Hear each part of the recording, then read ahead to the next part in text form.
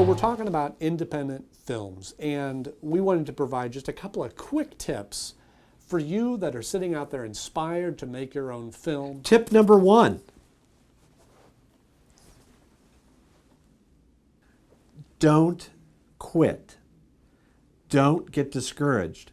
Once you start a project, it doesn't matter what it is. Yeah. Don't quit. Because a project finished is worth 2 in the bush. Isn't that how the saying goes? But Tip number 2. But seriously, no, seriously. Just having it finished, no matter what it is better than all the filing cabinets that Gary and I have full of ideas that have never been finished. Because your idea is going to change. Yeah. Once you just write it on a piece of paper, finish it. Just accept in your mind that the end result is different than what your mind's eye sees. And that's where the art comes in. Yeah. Artists, painters have always sat down at a canvas.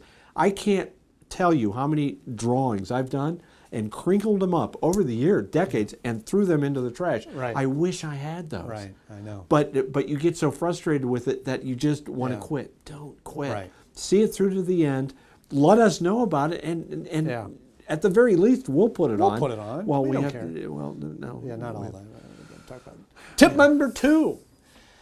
Do something that you're passionate about. Don't worry about what everybody else is doing, or if there's a genre going, oh, I got to do something that delivers a political message, or what's trending right now on Twitter is people talking about whatever. Don't worry about that. Do what you're passionate about. Yep. And for me personally, like, I love old-fashioned film noir, kind of detective stuff. That's the stuff that I end up gravitating towards. It's designed to be attractive. Is it marketable? You get sucked right in. Is it something that is able to sell? No, maybe not. But I can bring so much more to that project because I get excited about it. Mm-hmm. You know, so do what you want to do. What the heck was that? Tip number 3. Yes. Okay. Tip number 3. Create something that you're familiar with. That was tip number 2, wasn't it? Oh, no, sorry. Go. This is along those lines. Okay. Notice that. Tip number 2.5. 2.5. Notice that we're giving tips that have nothing to do with technology or anything because it's not about the technology. Not about you can take your phone and make a movie now. Absolutely. So it's not about the platform, is what they call them. But do something that you're familiar with. If you're going to sit and write a script, for instance, I remember picking cherries at my grandmother's house. She had one cherry tree, and she would let Carl and I climb the cherry tree. And cherry trees are fragile things. Yeah. She would let us climb the cherry tree and get the cherries all the way at the top, and then she'd make a pie. Just as an example. I'm go for one of those right now.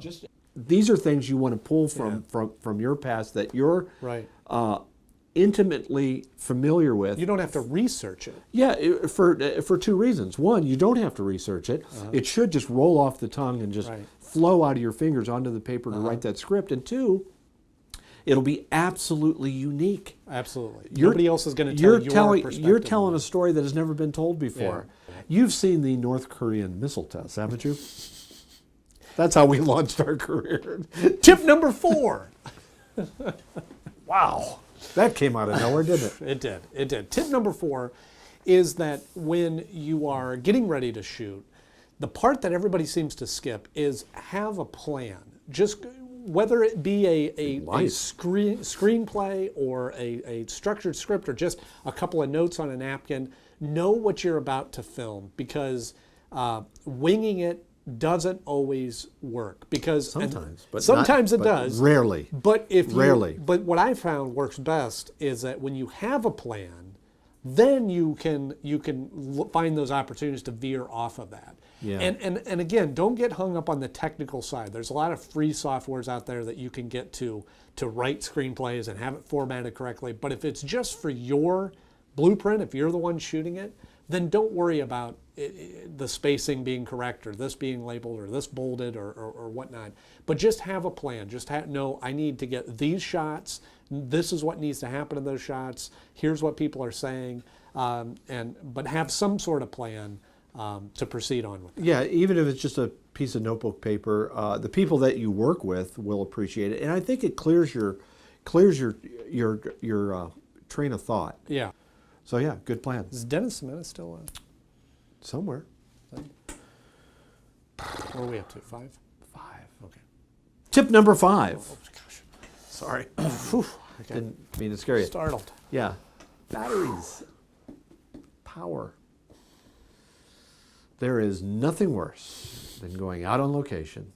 And I've done this filming out of a boat where I've taken my equipment out on the boat and the batteries were not charged. And I filmed about 3 minutes of footage.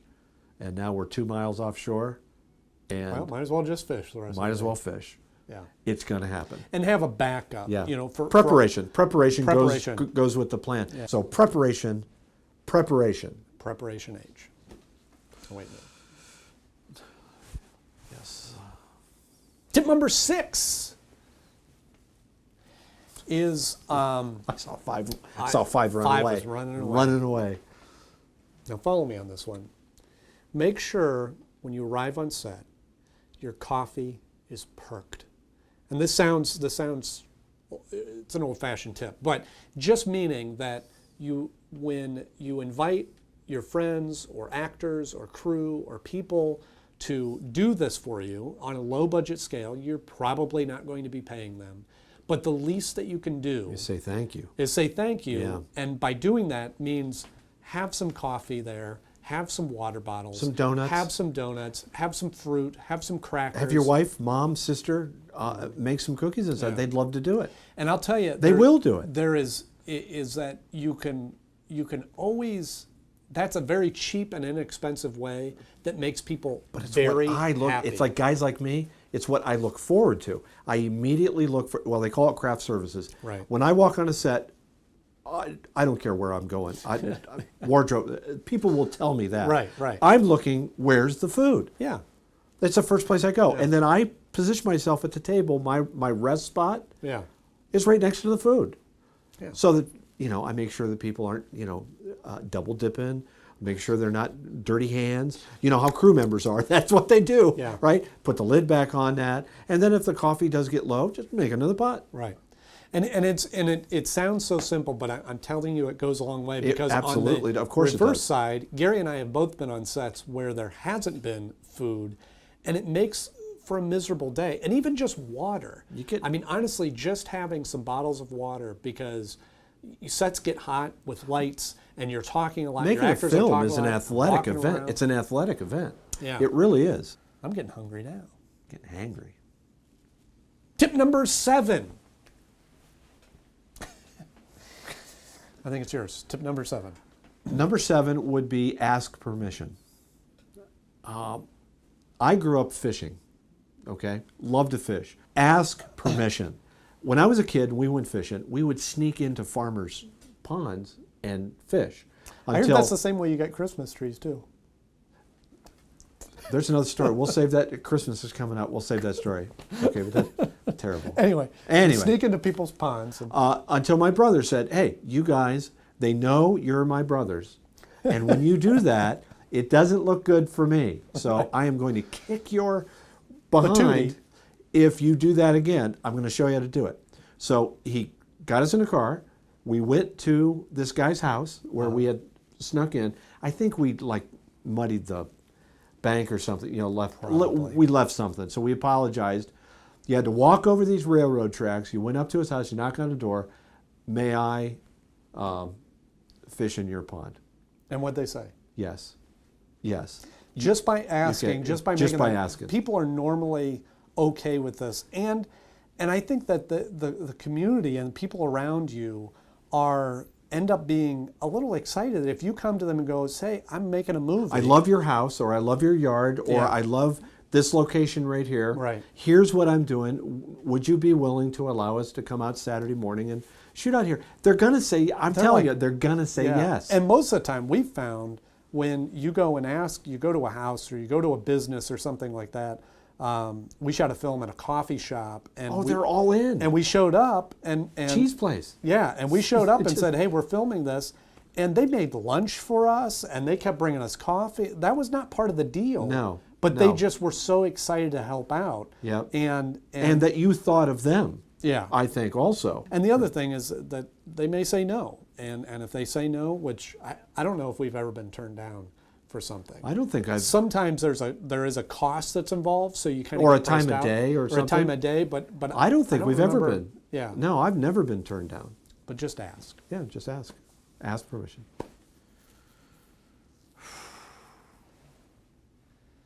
Getting that text here. Tip number 8. Tip number 8. So you've got the plan. It's dumb. Okay. You've got the plan. Tips are there? You're on set, and you've got the team put together. You got coffee. You've asked permission. Tip number 8. Got a good plan. Yeah. Tip number 8 is to communicate. It sounds so simple, and that's something we should all be doing in life. But the most successful sets that I've been on is when everybody knows what their job is, they know their lane, and they stay in it. And you as the director or the producer or writer are the one that's facilitating that. Trust people to do what they're supposed to do, and they're going to be able to do that if you just communicate that to them, if you explain to them what needs to be done, what your expectation is, and let them carry it out. Those are good tips. Those are excellent tips. I love those tips. So, and by no means is that an all-encompassing list, but that will get you from having that idea, sitting on your couch going, I want to do that, to getting you on set and getting it in the can, as it were. And I find that that's always the hardest part. Right. Once it's in the can, now it's just putting it together and getting it out there and finish putting it it up. Finish it. Finish it. Stay the course. Finish your project. Don't give up. Finish it. Yeah. You know. And that's my biggest tip. Yeah. It's finish it. And I'm going to throw this out there, and I have not talked this over with Gary, that when you make this film, and I believe in you, you will make that film. I want you to send it to us at entertainmentpics@zoominternet.net.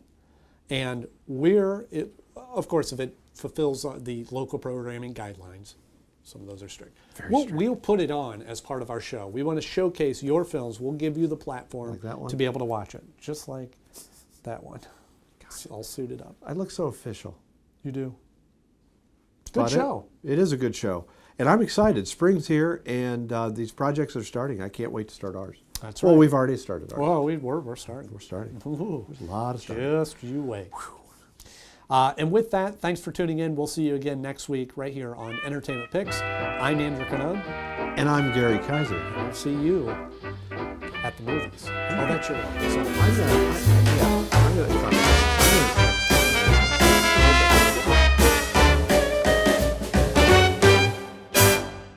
hang on. I'm going to send you a text. oh, thank you. That's how we used to do it back in the day. How'd you rotary dial an emoji?